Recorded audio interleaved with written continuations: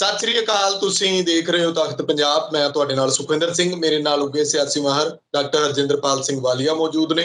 ਹੁਣ ਤੱਕ ਦੀਆਂ ਵੱਡੀਆਂ ਖਬਰਾਂ ਤੇ ਵੱਡੇ ਮੁੱਦਿਆਂ ਉੱਤੇ ਚਰਚਾ ਕਰਾਂਗੇ। ਸਵਾਗਤ ਹੈ ਤੁਹਾਡਾ ਵਾਲੀਆ ਸਾਹਿਬ। ਸ਼ੁਕਰੀਆ ਜੀ। ਸ਼ੁਕਰੀਆ ਵਾਲੀਆ ਸਾਹਿਬ। ਜਿਹੜੀ ਕਿਸਾਨਾਂ ਦੀ ਚਿਰੋਕਣੀ ਮੰਗ ਸੀ ਕਿ MSP ਦੇ ਉੱਤੇ ਕਮੇਟੀ ਬਣਾਈ ਜਾਏ, ਕਹਿੰਦੇ ਕੇਂਦਰ ਸਰਕਾਰ ਹੁਣ ਮੰਨ ਗਈ ਆ ਤੇ ਉਹਦੇ ਵਿੱਚ ਕੁਝ ਉਹਨਾਂ ਨੇ ਆਪਣੇ ਮੈਂਬਰ ਰੱਖੇ ਨੇ, ਕੁਝ ਸੂਬਿਆਂ ਦੇ ਰੱਖਣੇ ਨੇ ਤੇ ਕੁਝ ਜਿਹੜਾ ਸੰਯੁਕਤ ਕਿਸਾਨ ਮੋਰਚੇ ਦੇ ਵਿੱਚੋਂ ਰੱਖਣੇ ਨੇ। ਪਰ ਕਿਸਾਨ ਜਿਹੜੇ ਨੇ ਉਹ ਲੀਗਲ ਸਟੇਟਸ ਦੀ ਮੰਗ ਕਰਦੇ ਨੇ। ਉਹ ਪਹਿਲਾਂ ਵੀ ਕਹਿੰਦੇ ਰਹੇ ਨੇ ਕਿ MSP ਦੇ ਉੱਤੇ ਕਾਨੂੰਨ ਜਿਹੜਾ ਬਣਾਉਣਾ ਚਾਹੀਦਾ ਆ, ਪਰ ਸਰਕਾਰ ਕਮੇਟੀ ਬਣਾ ਕੇ ਕੀ ਕਰਨਾ ਚਾਹੁੰਦੀ ਆ? ਇਹੀ ਗੱਲ ਹੈ ਨਾ, ਕਿਸਾਨਾਂ ਦਾ ਇਹ ਕਹਿਣਾ ਕਿ ਜਦੋਂ ਤੁਹਾਨੂੰ ਅਸੀਂ ਸਾਰੀ ਗੱਲ ਕਲੀਅਰ ਕਰਤੀ ਹੈ, ਤੁਸੀਂ MSP ਤੇ ਗਰੰਟੀ ਦੇਣੀ ਹੈ, ਤੁਸੀਂ ਇਹ ਕੀ ਚਾਹੁੰਦੇ ਹੋ, ਕਮੇਟੀ ਬਣਾ ਕੇ ਕੀ ਦੱਸਣਾ ਚਾਹੁੰਦੇ ਹੋ, ਕਮੇਟੀ ਦੇ ਵਿੱਚ ਕਿਹੜੇ ਮੈਂਬਰ ਪੈਣੇ ਨੇ ਤੇ ਕਿਸਾਨਾਂ ਦੇ ਕਿਹੜੇ ਮੈਂਬਰ ਪੈਣੇ ਨੇ ਤੇ ਕਮੇਟੀ ਦਾ ਫੈਸਲਾ ਕਿਵੇਂ ਹੋਣਾ ਹੈ, ਮੈਜੋਰਟੀ ਨਾਲ ਹੋਣਾ ਹੈ, ਕਿਸਾਨਾਂ ਦੀ ਉੱਥੇ ਕਿੰਨੀ ਕੁ ਸੁਣਵਾਈ ਹੋਣੀ ਹੈ। ਇਹਦਾ ਮਤਲਬ ਇਹ ਨਹੀਂ ਕਿ ਕਮੇਟੀ ਬਣ ਗਈ ਤੇ ਕਿਸਾਨਾਂ ਦੇ 2-3-4 ਮੈਂਬਰ, ਜੇ 3 ਮੈਂਬਰ ਕਿਸਾਨਾਂ ਦੇ ਫॉर ਐਗਜ਼ਾਮਪਲ ਪਾਤੇ, ਲੇਕਿਨ ਕਿਸਾਨਾਂ ਦਾ ਪੱਖ ਸੁਣ ਕੇ ਮਰਜ਼ੀ ਦਾ ਫੈਸਲਾ ਕਰ ਲਿਆ, ਉਹਦਾ ਕੀ ਫਾਇਦਾ? ਕਿਸਾਨ ਇਹ ਚਾਹੁੰਦੇ ਨੇ ਕਿ ਸਾਨੂੰ ਪਹਿਲਾਂ ਦੱਸੋ ਇਹ ਕਮੇਟੀ ਦੀ ਲੀਗਲੀ ਕੀ ਵੈਲਿਡਿਟੀ ਹੋਊਗੀ। ਜੋ ਕਮੇਟੀ ਫੈਸਲਾ ਕਰੂਗੀ ਤਾਂ ਉਹ ਸਾਰਿਆਂ ਦੀ ਸਰਬਸੰਮਤੀ ਨਾਲ ਹੋਊ, ਕਿਵੇਂ ਹੋਊਗਾ, ਤੇ ਫਿਰ ਉਹ ਜਿਹੜੀ ਕਮੇਟੀ MSP ਦੇਣ ਬਾਰੇ ਗੱਲ ਕਰੂਗੀ ਉਹ ਮੰਨੀ ਜਾਊਗੀ ਨਹੀਂ ਮੰਨੀ ਜਾਊ। ਕੀ ਇਹ ਸਿਰਫ ਸੁਝਾਅ ਦੇਣ ਵਾਲੀ ਕਮੇਟੀ ਹੈ? ਇਹ ਹੈ ਕੀ? ਕਿਸਾਨ ਲਗਾਤਾਰ ਇਹ ਗੱਲ ਮੰਗ ਰਹੇ ਨੇ।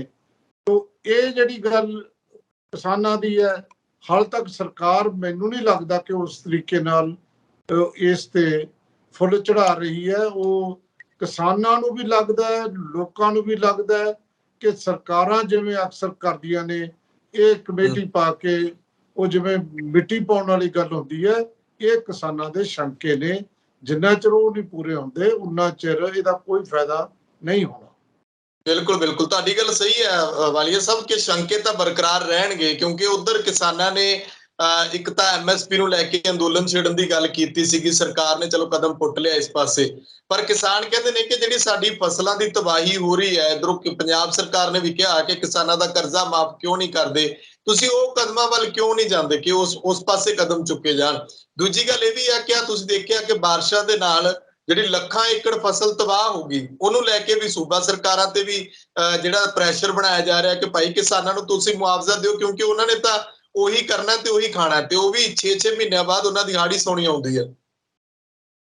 ਦੇਖੋ, ਇਹ ਗੱਲ ਤਾਂ ਆਏ ਸਾਲ ਹੁੰਦੀ ਹੈ ਤੇ ਇਸੇ ਕਰਕੇ ਕਿਸਾਨਾਂ ਦੇ ਨਾਲ ਕਈ ਕਿਸਮ ਦੇ ਮਜ਼ਾਕ ਹੁੰਦੇ ਨੇ, ਕਦੇ ਬੀਮੇ ਦਾ ਮਜ਼ਾਕ, ਕਦੇ ਕੋਈ ਹੋਰ ਮਜ਼ਾਕ। ਕਿਸਾਨਾਂ ਲਈ ਕੁਦਰਤੀ ਆਫਤ ਦਾ ਆਉਣਾ ਆਮ ਜੀ ਗੱਲ ਹੈ, ਪਰ ਕਿਸਾਨਾਂ ਦੀ ਕੁਦਰਤੀ ਆਫਤਾਂ ਆਉਣ ਤੋਂ ਬਾਅਦ, ਭਾਵੇਂ ਹੜ੍ਹ ਆਉਂਦੇ ਨੇ ਜਾਂ ਕੋਈ ਸੁੰਡੀ ਪੈ ਜਾਂਦੀ ਹੈ, ਉਸ ਤੋਂ ਬਾਅਦ ਮੁਆਵਜ਼ਾ ਲੈਣ ਲਈ ਕਿਸਾਨਾਂ ਨੂੰ ਬਹੁਤ ਤਰੱਦਦ ਕਰਨਾ ਪੈਂਦਾ ਹੈ। ਇੱਕ ਪਾਸੇ ਉਹਨਾਂ ਨੇ ਜ਼ਮੀਨ ਦੀ ਦੁਬਾਰਾ ਬਿਜਾਈ ਕਰਨੀ ਹੁੰਦੀ ਹੈ, ਦੂਜੇ ਪਾਸੇ ਉਹ ਧਰਨੇ ਮੁਜ਼ਾਹਰੇ ਕਰਕੇ ਮੁਆਵਜ਼ੇ ਜਿਹੜੇ ਮਿਲਦੇ ਨੇ। ਸੂਬਾ ਸਰਕਾਰ ਜਿਹੜੀ ਹੈ, ਖਾਸ ਤੌਰ ਤੇ ਮਾਨ ਸਰਕਾਰ, ਤਾਂ ਹਰ ਗੱਲ ਪਿੱਛੇ ਹੁਣ ਕੇਂਦਰ ਵੱਲ ਕਹਿੰਦੀ ਹੈ ਕਿ ਕੇਂਦਰ ਵੱਲ ਦੇਖੋ। ਸੂਬਾ ਸਰਕਾਰ ਆਪ ਤਾਂ ਕੁਛ ਕਰ ਨਹੀਂ ਰਹੀ। ਉਹ ਤਾਂ ਇੱਥੋਂ ਤੱਕ ਕਿ ਜਿਹੜਾ ਉਹਨਾਂ ਨੇ ਐਲਾਨ ਕੀਤਾ ਸੀ 1500 ਰੁਪਇਆ ਦੇਵਾਂਗੇ ਸਿੱਧੀ ਬਿਜਾਈ ਦਾ ਏਕੜ, ਮਗਰ ਉਹ ਵੀ ਸੈਂਟਰ ਸਰਕਾਰ ਵੱਲ ਦੇਖ ਰਹੀ ਹੈ। ਮੂੰਗੀ ਵੱਲ ਵੀ ਜਿਹੜੀ MSP ਦੀ ਡਿਕਲੇਅਰ ਕਰਕੇ ਉਹ ਵੀ ਕੇਂਦਰ ਵੱਲ ਦੇਖ ਰਹੀ ਹੈ।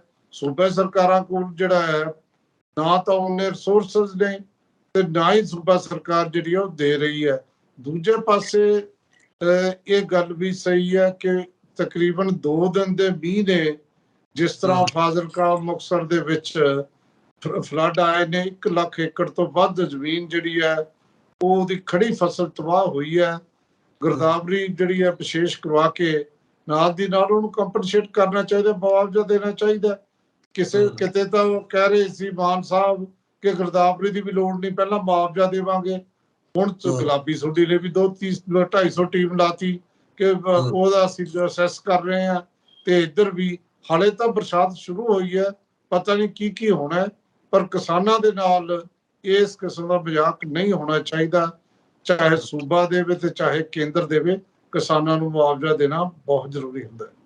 ਜੀ, ਮੌਨਸੂਨ ਸੈਸ਼ਨ ਦੀ ਗੱਲ ਕਰਦੇ ਆ ਕਿ ਮੌਨਸੂਨ ਸੈਸ਼ਨ ਦੀ ਸ਼ੁਰੂਆਤ ਜਿਹੜੀ ਹੈ ਉਹ ਅਕਾਲੀ ਦਲ ਦੇ ਲਈ ਕੋਈ ਸੁਖਾਵੀ ਨਹੀਂ ਰਹੀ। ਬਾਦਲ ਪਰਿਵਾਰ ਨੂੰ ਇੱਕ ਝਟਕਾ ਲੱਗਿਆ ਕਿ ਇੱਧਰੋਂ ਮਨਪ੍ਰੀਤ ਇਆਲੀ ਹੋਣਾ ਨੇ ਕਹਿਤਾ ਕਿ ਮੈਂ ਤਾਂ ਰਾਸ਼ਟਰਪਤੀ ਦੇ ਅਹੁਦੇ ਦੇ ਉਮੀਦਵਾਰ ਨੂੰ ਵੋਟ ਪਾਣੀ ਨਹੀਂ। ਖਾਸ ਕਰ ਉਹ ਬੀਜੇਪੀ ਨੂੰ ਲੈ ਕੇ ਉਹਨਾਂ ਦੀ ਨਾਰਾਜ਼ਗੀ ਜਿਹੜੀ ਜ਼ਾਹਰਾ ਤੌਰ ਤੇ ਨਜ਼ਰ ਆ ਰਹੀ ਸੀ। ਉਧਰੋਂ ਅਕਾਲੀ ਦਲ ਵਾਲੇ ਵੀ ਤਿਆਰ ਹੋ ਗਏ, ਕਹਿੰਦੇ ਅਸੀਂ ਉਹਨਾਂ ਨਾਲ ਗੱਲਬਾਤ ਕਰਾਂਗੇ, ਇੱਕ ਕਮੇਟੀ ਬਣਾਵਾਂਗੇ।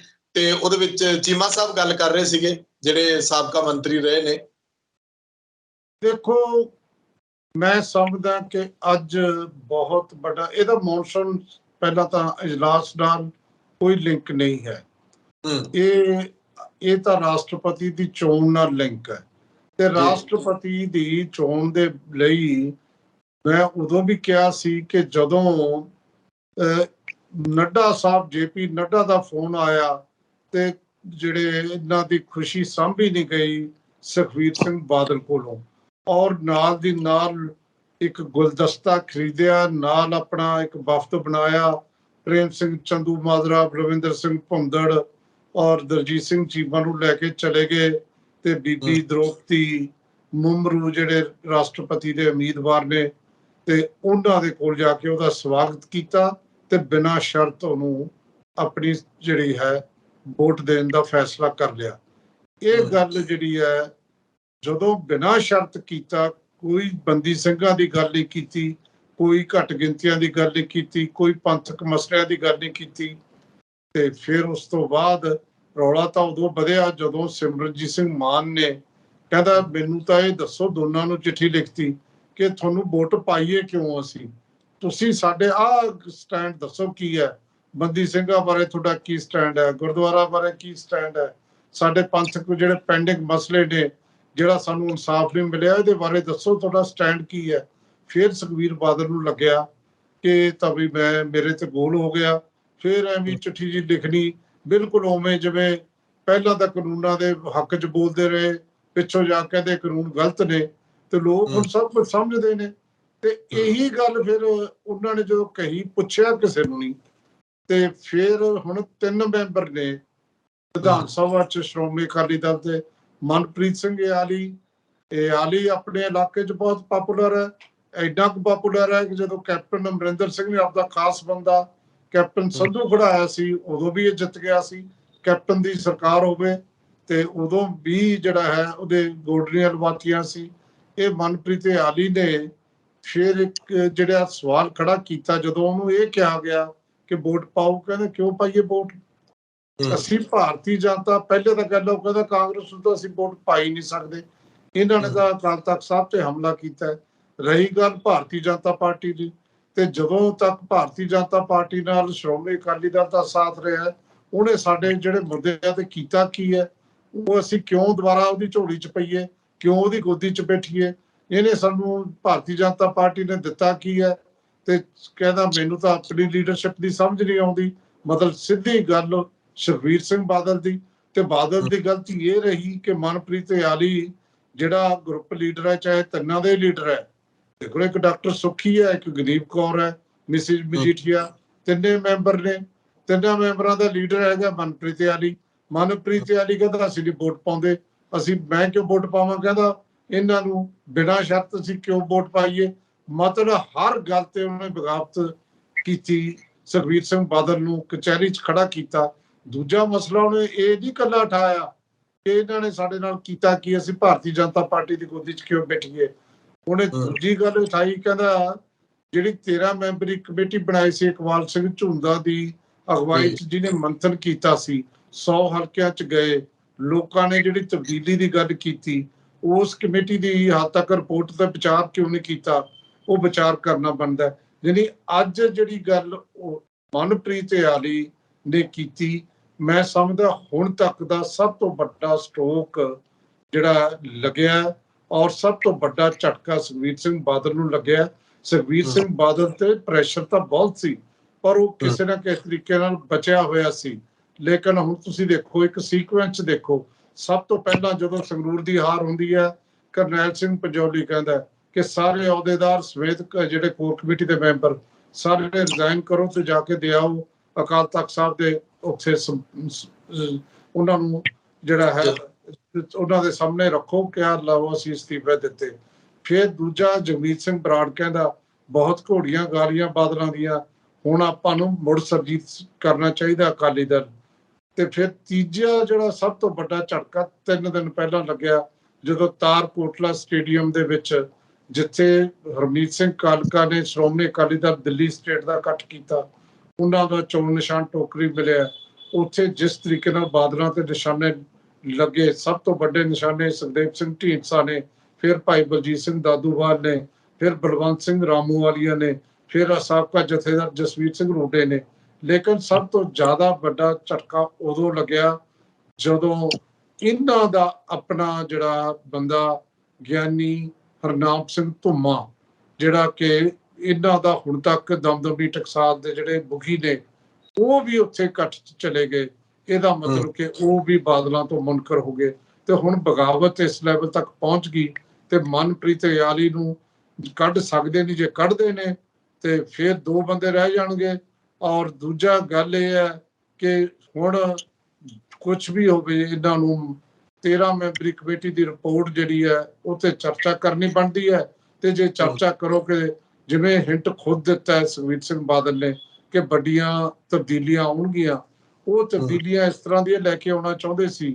ਪੈਂਤੜਾ ਇਹ ਸੀ ਵੀ 3-4 ਜਿਹੜੇ ਨੇ ਕਾਰਜਕਾਰੀ ਪ੍ਰਧਾਨ ਬਣਾ ਦਾਂਗੇ ਤੇ 24 ਤੱਕ ਜਦੋਂ ਗੱਲ ਠੰਡੀ ਪੈ ਗਈ, ਉਹਨਾਂ ਚੋਂ ਬਲਵਿੰਦਰ ਸਿੰਘ ਭੁੱਲਰ ਕਹਿ ਦੂ ਲਓ ਜੀ ਤੁਸੀਂ ਪ੍ਰਧਾਨਗੀ ਸੰਭਾਲੋ, ਫਿਰ ਅਸੀਂ ਪ੍ਰਧਾਨ ਬਣ ਜਾਾਂਗੇ।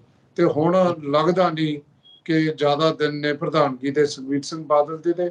ਖਾਸ ਤੌਰ ਤੇ ਅੱਜ ਜੋ ਵੱਡਾ ਹਮਲਾ ਮਾਰਿਆ ਇਹਨੇ ਮਨਪ੍ਰੀਤ ਇਆਲੀ ਨੇ, ਮੈਂ ਤਾਂ ਉਹਦੇ ਬਾਰੇ ਇੱਕ ਗੱਲ ਕਹੀ ਸੀ ਜਦੋਂ ਇਹ ਉਹਨਾਂ ਨੇ ਹਮਲਾ ਮਾਰਿਆ ਸੀ ਕਿ ਠਾਨ ਲਿਆ ਹੈ ਇਸ ਮੌਸਮ में कुछ अनदेखा देखेंगे, तुम खेमे में छुप जाओ, हम जोर हवा का देखेंगे।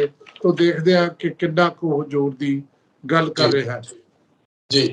ਵਾਲੀ ਸਾਹਿਬ, ਅਗਲੀ ਗੱਲ ਹੈ ਕਿ ਸਿਮਰਨਜੀਤ ਸਿੰਘ ਮਾਨ ਉਹ ਵੀ ਸਾਰਾ ਦਿਨ ਚਰਚਾ ਦੇ ਵਿੱਚ ਰਹੇਗੇ, ਕੀ ਕਰਨਗੇ ਲੋਕ ਸਭਾ ਦੇ ਵਿੱਚ ਜਾ ਕੇ। ਬਾਅਦ ਵਿੱਚ ਇੰਟਰਵਿਊ ਦਿੱਤੀ, ਉਹਨਾਂ ਨੇ ਕਿਹਾ ਕਿ ਹੁਣ ਪੰਜਾਬ ਦੇ ਮੁੱਦਿਆਂ ਦੀ ਗੱਲ ਹੋਏਗੀ, ਸਿੱਖ ਮੁੱਦਿਆਂ ਦੀ ਗੱਲ ਹੋਏਗੀ ਜਿਨ੍ਹਾਂ ਨੂੰ ਅਣਗੌਲਿਆ ਕੀਤਾ ਗਿਆ। ਵੈਸੇ ਚਾਹੀਦਾ ਤਾਂ ਇਹ ਹੈ ਕਿ ਹੁਣ ਮੀਡੀਆ ਨੂੰ ਵੀ ਸ਼ਹੀਦ ਭਗਤ ਸਿੰਘ ਦੇ ਮੈਟਰ ਨੂੰ ਪਾਸੇ ਰੱਖ ਕੇ ਹੁਣ ਗੱਲ ਮੁੱਦਿਆਂ ਦੀ ਕਰਨੀ ਚਾਹੀਦੀ ਹੈ ਕਿ ਉੱਥੇ ਕਿਹੜੇ ਮੁੱਦੇ ਉਭਾਰਨੇ ਨੇ। ਮੈਂ ਨਾਲ ਵਾਲੀ ਘੋਰ ਜੋੜ ਦਿੰਦਾ, ਤੁਸੀਂ ਉਹ ਤੇ ਵੀ ਗੱਲ ਕਰ ਦਿਓ ਕਿ ਆਮ ਆਦਮੀ ਪਾਰਟੀ ਦੇ ਜਿਹੜੇ ਰਾਜ ਸਭਾ ਮੈਂਬਰ ਨੇ ਉਹਨਾਂ ਤੋਂ ਉਮੀਦ ਕੀਤੀ ਜਾ ਰਹੀ ਸੀ ਕਿ ਉਹ ਕੋਈ ਪੰਜਾਬ ਦੇ ਹੱਕ ਵਿੱਚ ਗੱਲ ਕਰਨਗੇ, ਪਰ ਉਹਨਾਂ ਸਾਰਿਆਂ ਨੇ ਜਿਹੜੀਆਂ ਤਖਤੀਆਂ ਫੜੀਆਂ ਹੋਈਆਂ ਸੀ ਉਹ ਤਾਂ ਇਦਾਂ ਲੱਗਦਾ ਸੀ ਕਿ ਕੇਜਰੀਵਾਲ ਦੀ ਖੁਦ ਮੁਖਤਿਆਰੀ ਦੀ ਗੱਲ ਕਰ ਰਹੇ ਨੇ। ਸਾਫ਼ ਹੀ ਸਪਸ਼ਟ ਨਜ਼ਰ ਆ ਰਿਹਾ ਸੀ ਪੰਜਾਬ ਦੇ ਕਿਸੇ ਵੀ ਮੁੱਦੇ ਦੇ ਉੱਤੇ ਉਹਨਾਂ ਤਖਤੀਆਂ ਦੇ ਉੱਤੇ ਜ਼ਿਕਰ ਨਹੀਂ ਕੀਤਾ, ਨਾ BBMB, ਨਾ ਪੰਜਾਬ ਯੂਨੀਵਰਸਿਟੀ, ਨਾ ਚੰਡੀਗੜ੍ਹ। ਦੇਖੋ ਗੱਲ ਇਹ ਹੈ ਕਿ 2 ਜਿਹੜੇ ਤੁਹਾਡੇ ਸਵਾਲ ਨੇ, ਹੁਣ ਤੁਸੀਂ ਦੱਸੋ ਵੀ ਕਿਹੜੇ ਸਵਾਲ ਤੇ ਪਹਿਲਾਂ ਗੱਲ ਕਰਨੀ ਹੈ। ਜੇ ਸਿਮਰਨਜੀਤ ਸਿੰਘ ਮਾਨ ਤੇ ਗੱਲ ਕਰਨੀ ਹੈ, ਦੇਖੋ ਮਾਨ ਸਾਹਿਬ ਨੇ ਅੱਜ ਤੋਂ ਤਕਰੀਬਨ 11 ਸਾਲ ਪਹਿਲਾਂ ਮੇਰਾ ਪ੍ਰੋਗਰਾਮ ਖਰੀਆਂ ਗੱਲਾਂ ਹੁੰਦਾ ਸੀ, ਉਹਦੇ ਵਿੱਚ ਉਹਨਾਂ ਨੇ ਮੈਨੂੰ ਇੰਟਰਵਿਊ ਦਿੱਤੀ ਸੀ ਤੇ ਉਦੋਂ ਵੀ ਰੌਲਾ ਪਿਆ ਸੀ। ਇਹਨਾਂ ਨੇ ਉਦੋਂ ਵੀ ਕਿਹਾ ਸੀ ਕਿ ਸ਼ਹੀਦ ਭਗਤ ਸਿੰਘ ਅੱਤਵਾਦੀ ਹੈ, ਉਹਨੇ ਇੱਕ ਗੁਰਸਿੱਖ ਚੰਨਨ ਸਿੰਘ ਨੂੰ ਮਾਰਿਆ ਸੀ। ਇਹ ਸਟੈਂਡ ਇੱਕ ਦਿਨ ਤੱਕ ਉਹਨਾਂ ਦਾ ਬਣਿਆ ਨਹੀਂ। ਜੇ 11 ਸਾਲ ਤੋਂ ਹੀ ਸਟੈਂਡ ਲਈ ਫਿਰਦੇ ਨੇ ਤਾਂ ਤੁਸੀਂ ਇਹ ਮਤ ਸਮਝੋ ਕਿ ਉਹ ਆਪਣਾ ਸਟੈਂਡ ਬਦਲ ਲੈਣਗੇ। ਤੇ ਜਿਹੜੇ ਮਰਜ਼ੀ ਪ੍ਰੋਟੈਸਟ ਹੋ ਰਹੇ ਨੇ, ਅੱਜ ਪ੍ਰੋਟੈਸਟ ਖਟਕੜ ਕਲਾਂ ਹੋਇਆ, ਜੋ ਜਿੱਥੇ ਵੀ ਹੋਇਆ ਆਮ ਆਦਮੀ ਪਾਰਟੀ, ਪਹਿਲਾਂ ਇਹ ਕੋਈ ਨਵੀਂ ਗੱਲ ਨਹੀਂ, ਜੇ ਪਹਿਲਾਂ ਕਦੇ ਨਹੀਂ ਇੰਨਾ ਵੱਡੇ ਉੱਠਿਆ। ਉਹ 20,000 ਨੇ ਮੁੱਦਾ ਜਦੋਂ ਆਮ ਆਦਮੀ ਪਾਰਟੀ ਨੇ ਉਠਾਇਆ ਤੇ ਗੱਲ ਉੱਥੇ ਪਹੁੰਚ ਗਈ।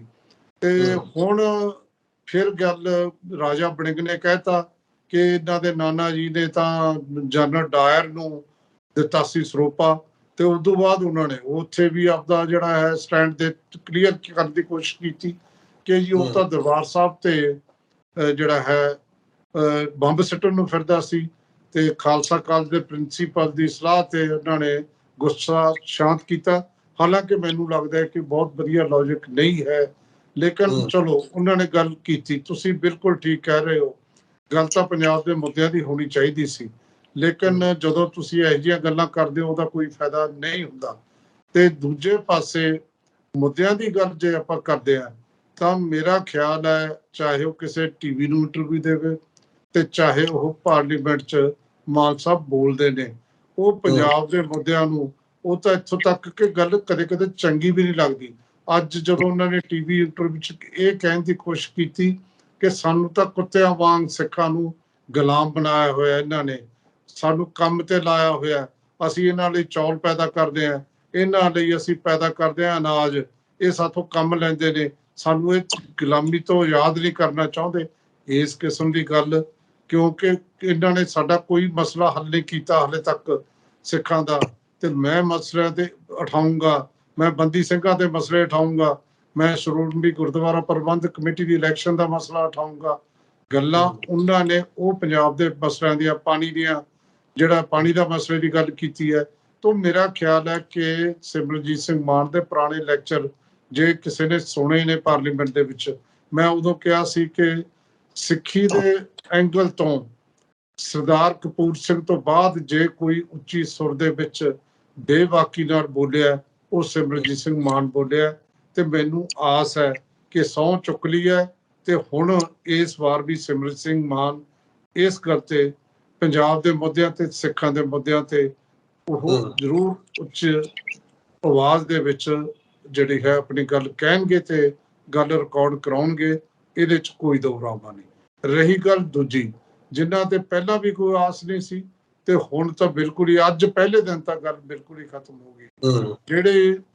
ਜਿਹੜੇ ਬੰਦੇ ਭੇਜੇ ਨੇ 7 ਪੰਜਾਬ ਨੇ, ਪਹਿਲਾਂ ਵੀ ਅਸੀਂ ਕਹਿੰਦੇ ਸੀ ਪੰਜਾਬ ਨਾਲ ਉਹਨਾਂ ਦਾ ਕੋਈ ਸਾਰੋਕਾਰ ਨਹੀਂ।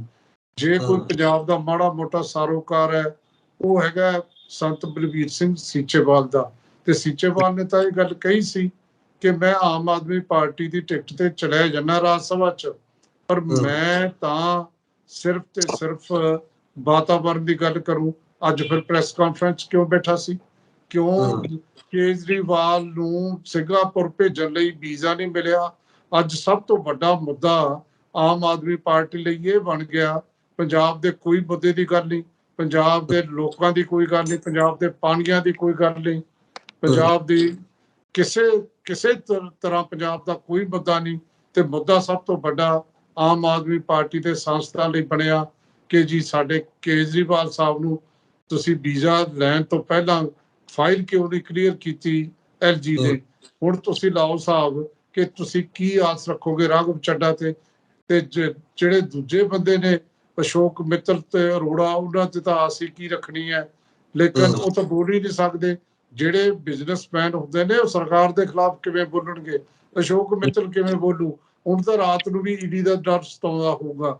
ਤੇ ਰਹੀ ਗੱਲ ਜਿਹੜੀ ਬਿਕਰਮਜੀਤ ਸਿੰਘ ਸਾਹਨੀ, ਅੱਜ ਜਦੋਂ ਮੱਥਾ ਟੇਕਿਆ ਸੀ ਰਕਾਬਗੰਜ ਸਾਹਿਬ ਜਾਣ ਤੋਂ ਪਹਿਲਾਂ ਬਿਕਰਮਜੀਤ ਸਿੰਘ ਸਾਹਨੀ ਨੇ, ਉਸ ਵੇਲੇ ਪੈਸੇ ਦੀ ਗੱਲ ਤਾਂ ਕੀਤੀ ਕਿ ਜੀ ਅਸੀਂ ਜਿਹੜਾ ਮੈਨੂੰ 2-2.5-3 ਕਰੋੜ ਮਿਲਣਾ ਉਹ ਮੈਂ ਕੋਟਕਪੂਰੇ ਦੇ ਬੱਚਿਆਂ ਲਈ ਖਰਚੂੰਗਾ। ਕਰਤਾਰ ਸਿੰਘ ਸਾਧਵਾ ਦਾ ਵੀ ਉਹਨੇ ਹਵਾਲਾ ਦਿੱਤਾ ਸੀ। ਲੇਕਿਨ ਭਾਈ ਗੱਲ ਤਾਂ, ਨਿਰਣਾ ਤਾਂ ਉਦੋਂ ਹੋਣਾ ਜਦੋਂ ਕੋਈ ਜਾ ਕੇ ਫਲੋਰ ਤੇ ਖੜ ਕੇ ਰਾਜ ਸਭਾ ਤੇ ਪੰਜਾਬ ਦੇ ਹੱਕਾਂ ਦੇ ਵਿੱਚ ਆਵਾਜ਼ ਬੁਲੰਦ ਕਰੂਗਾ। ਲੋਕਾਂ ਨੇ ਤਾਂ ਉਹਨੂੰ ਦੇਖਣਾ, ਲੋਕਾਂ ਨੇ ਨਾ ਇਹ ਦੇਖਣਾ ਕਿ ਤੁਸੀਂ ਨਿੱਜੀ ਤੌਰ ਤੇ ਕੀ ਕਰਦੇ ਹੋ। ਤੇ ਜੇ ਅੱਜ ਜਿਵੇਂ 6 ਮੈਂਬਰਾਂ ਨੇ ਉੱਥੇ ਗੱਲ ਕੀਤੀ ਹੈ ਕੇਜਰੀਵਾਲ ਦੇ ਹੱਕ 'ਚ, ਮੈਨੂੰ ਹਾਲ ਦੀ ਘੜੀ ਤਾਂ ਆਸ ਘੱਟ ਨਜ਼ਰ ਆਉਂਦੀ ਹੈ।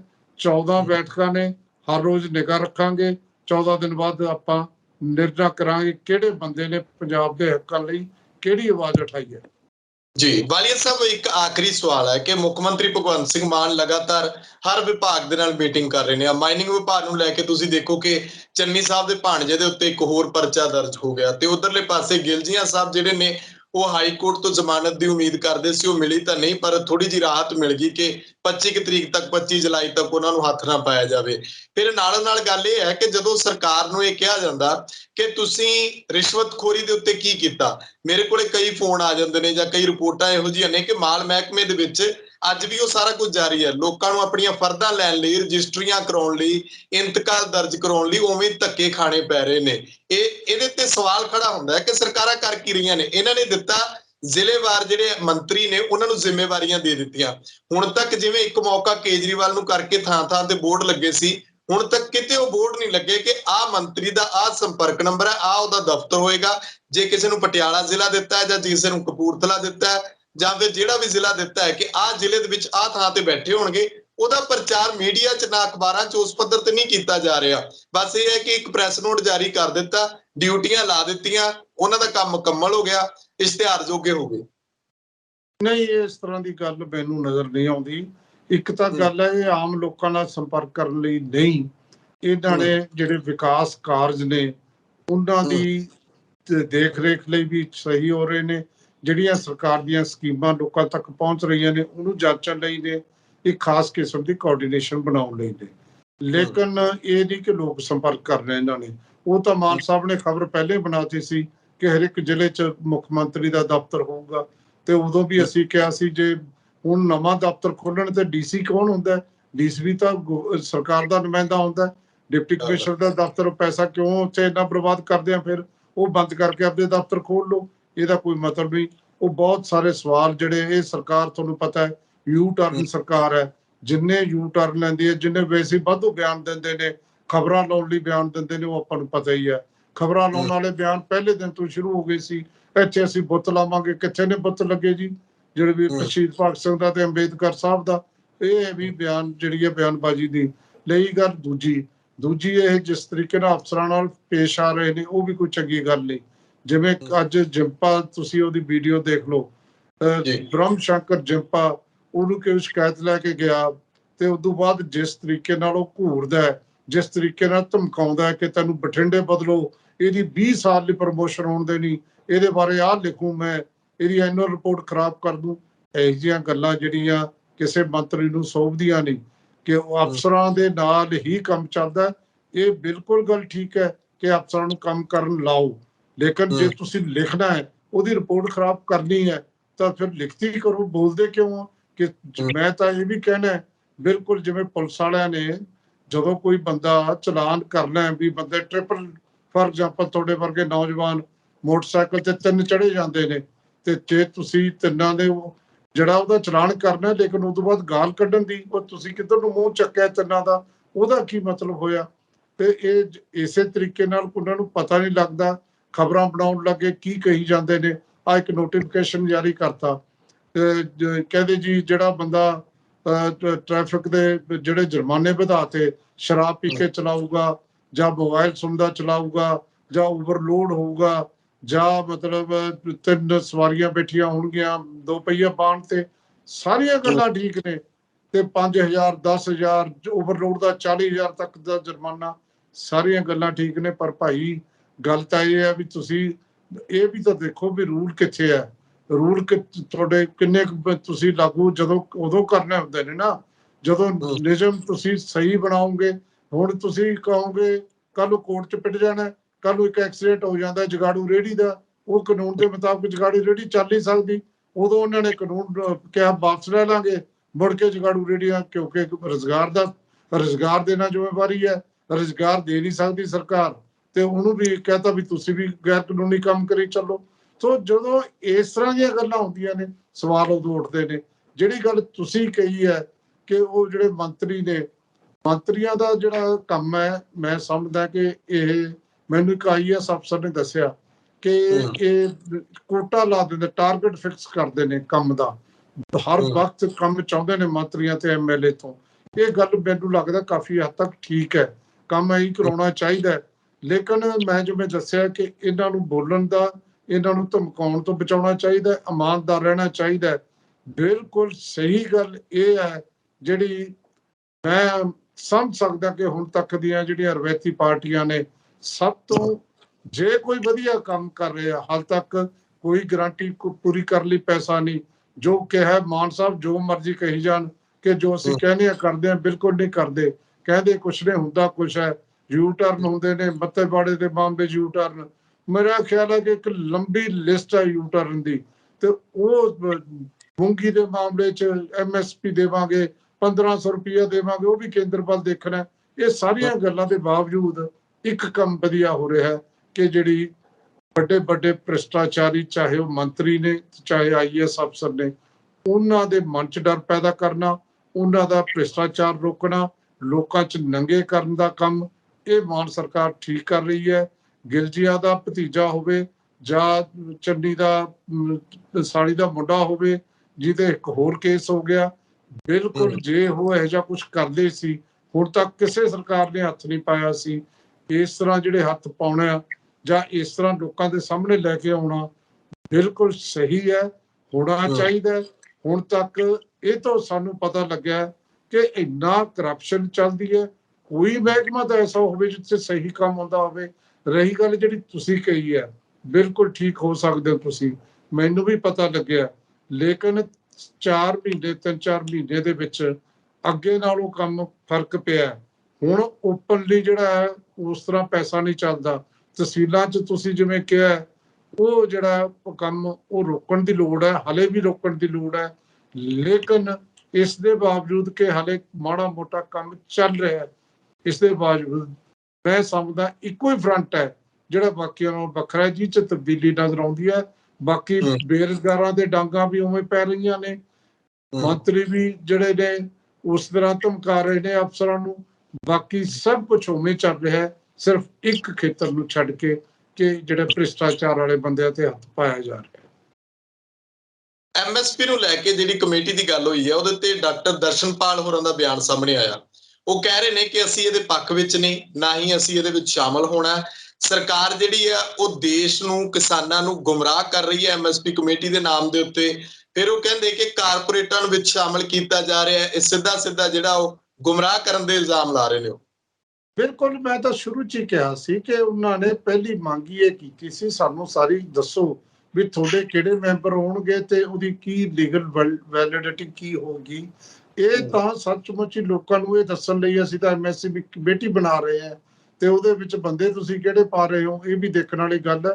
ਹੁਣ ਤਾਂ ਇੱਕ ਹੋਰ ਵੀ ਤਰੀਕਾ ਜਿਹੜਾ ਹੈ ਕਾਰਪੋਰੇਟ ਨੂੰ ਦੇਣ ਦਾ, ਜਿਹੜਾ ਕਿਸਾਨਾਂ ਦੇ ਸਾਹਮਣੇ ਆਉਣਾ ਚਾਹੀਦਾ। ਕਿਸਾਨਾਂ 'ਤੇ ਬੋਲਣਾ ਸ਼ੁਰੂ ਕਰਤਾ, ਖਾਸ ਤੌਰ ਤੇ ਕਿਸਾਨ ਮਜ਼ਦੂਰ ਸੰਘਰਸ਼ ਕਮੇਟੀ ਨੇ ਤਾਂ ਇਹ ਤੇ ਝੰਡਾ ਚੱਕਣ ਦੀ ਗੱਲ ਵੀ ਕਰਤੀ। ਉਹ ਹੈ ਜਿਹੜੇ ਨਰਿੰਦਰ ਤੋਮਰ, ਜਿਹੜੇ ਇਹ ਕਹਿੰਦੇ ਨੇ ਕਿ ਅਸੀਂ ਹੁਣ ਡਿਜੀਟਲ ਖੇਤੀ, ਇੱਕ ਦੇਸ਼ ਇੱਕ ਸਿਸਟਮ ਜਿਹੜਾ ਕਰਨਾ, ਉਹ ਵੀ ਤਾਂ ਉਸੇ ਤਰੀਕੇ ਨਾਲ ਹੈ ਕਿ ਹਾਲੇ ਹੁਣ ਵੀ ਸ਼ੁਰੂ ਕਰਤਾ 100 ਪਿੰਡਾਂ 'ਚ ਤੇ ਸਿੱਧੀ ਜਦੋਂ ਸਾਰਾ ਕੰਮ ਕਰੋਗੇ ਉਹਦੇ ਵਿੱਚ ਠੇਕਾ 2 ਬੰਦਿਆਂ ਨੂੰ ਦਿੱਤਾ ਹੈ, ਇੱਕ ਐਮਾਜ਼ੋਨ ਨੂੰ ਦਿੱਤਾ, ਇੱਕ ਪਤੰਜਲੀ ਨੂੰ ਦਿੱਤਾ, ਸਵਾਮੀ ਰਾਮਦੇਵ ਨੂੰ। ਤੇ ਗੱਲ ਤਾਂ ਉਹੀ ਹੋ ਰਹੀ ਹੈ, ਜੇ ਕਾਨੂੰਨ ਬਣਾ ਕੇ ਨਹੀਂ ਉਹ ਕਾਰਪੋਰੇਟ ਦੇ ਹੱਥ 'ਚ ਦੇ ਰਹੇ ਤਾਂ ਇਹ ਸਿੱਧੇ ਤਰੀਕੇ ਨਾਲ ਦੇ ਰਹੇ ਨੇ। ਦਰਸ਼ਨਪਾਲ ਬਿਲਕੁਲ ਠੀਕ ਕਹਿ ਰਿਹਾ ਹੈ, ਇਹ ਐਮਐਸਪੀ ਦੀ ਕਮੇਟੀ ਨਹੀਂ ਬਣਾ ਰਹੇ, ਇੱਕ ਲੋਕਾਂ ਨੂੰ ਗੁੰਮਰਾਹ, ਦੇਸ਼ ਨੂੰ ਗੁੰਮਰਾਹ ਕਰ ਰਹੇ ਨੇ ਕਿ ਐਮਐਸਪੀ ਤੇ ਕਿਸਾਨਾਂ ਨੂੰ ਅਸੀਂ ਕਿਹਾ ਸੀ ਆਪਣੇ ਬੰਦੇ ਭੇਜੋ, ਉਹਨਾਂ ਨੇ ਸਾਡੇ ਆਪਣੇ ਮੈਂਬਰ ਨਹੀਂ ਭੇਜੇ। ਜੀ ਸ਼ੁਕਰੀਆ ਵਾਲੀਆ ਸਾਹਿਬ, ਧੰਨਵਾਦ ਤੁਹਾਡਾ। ਸ਼ੁਕਰੀਆ ਜੀ।